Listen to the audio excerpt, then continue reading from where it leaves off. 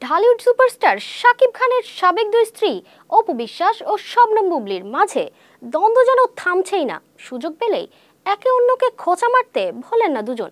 এর আগেও একাধিকবার খবরের শিরোনাম হয়েছেন দেশের জনপ্রিয় দুই চিত্রনায়িকা। এবার আরেকটি ইঙ্গিতমূলক পোস্ট করে আলোচনায় অপু বিশ্বাস। গেল ২০ নভেম্বর ছিল বুবলির জন্মদিন। দিনটিতে পরিবারের মানুষদের নিয়ে ঘরোয়া পরিবেশে কেক কেটেছেন তিনি। সেই মুহূর্ত তুলে ধরেছেন ফেসবুকে, যেখানে ভালোবাসা জানিয়েছেন ভক্তরা। তবে বুবলির জন্মদিনের পর ২৪ নভেম্বর অপু বিশ্বাস ফেসবুকে লেখেন লেট পোস্ট। কি নিয়ে খোঁচা মারলেন অপু, চলুন দেখি।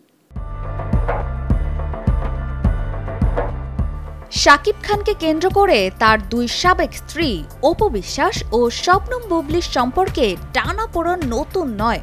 শাকিব খানকে কেন্দ্র করে তার সাবেক দুই স্ত্রী অপু বিশ্বাস ও শবনম বুবলির সম্পর্কে টানাপোড়েন নতুন নয়।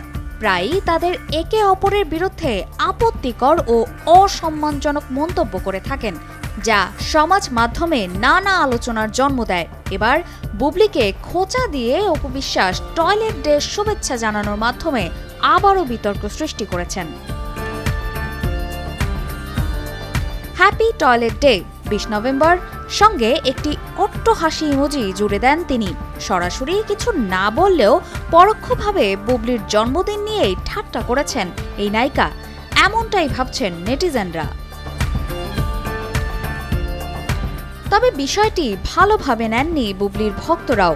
সামাজিক মাধ্যমে এ নিয়ে চলছে বিস্তর আলোচনা সমালোচনা। অপুকে উদ্দেশ্য করে অনেকেই লিখেছেন, বুবলিকে নিয়ে আপনার হিংসা কমছে না, কারো মন্তব্য আপনাদের কাদা ছোড়াছুড়ি বন্ধ করুন। সরাসরি কিছু না বললেও পরোক্ষভাবে বুবলির জন্মদিন নিয়েই ঠাট্টা করেছেন এই নায়িকা, যেটা বুঝতে কষ্ট হয়নি ভক্তদের। এর আগে ২০২২ সালেও বুবলির জন্মদিনে খোঁচা দিয়েছিলেন অপু বিশ্বাস। ওই বছর বুবলি গণমাধ্যমকে জানিয়েছিলেন, জন্মদিন উপলক্ষে শাকিব খানের কাছ থেকে তিনি ডায়মন্ডের নাকফুল উপহার পেয়েছিলেন। সেই খবর ফেসবুকে শেয়ার করে অনেকগুলো হাসির ইমোজি দিয়ে অপু বিশ্বাস লেখেন, কি যে মজা। চুপ থাকেননি বুবলিও, দুজনে জড়িয়ে পড়েন ভার্চুয়াল যুদ্ধে। একজন অন্যজনকে নিয়ে নানা রকম কটু মন্তব্যও করেন। সেই ঘটনার ২ বছর পর আবারও বুবলির জন্মদিনে তাকে খোঁচা দিলেন অপু বিশ্বাস। এভাবেই দুজন ভার্চুয়াল যুদ্ধে মেতে আছেন।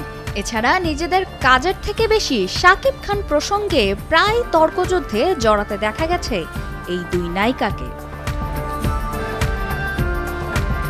অপর্ণা বর্ষা, কালের কণ্ঠ।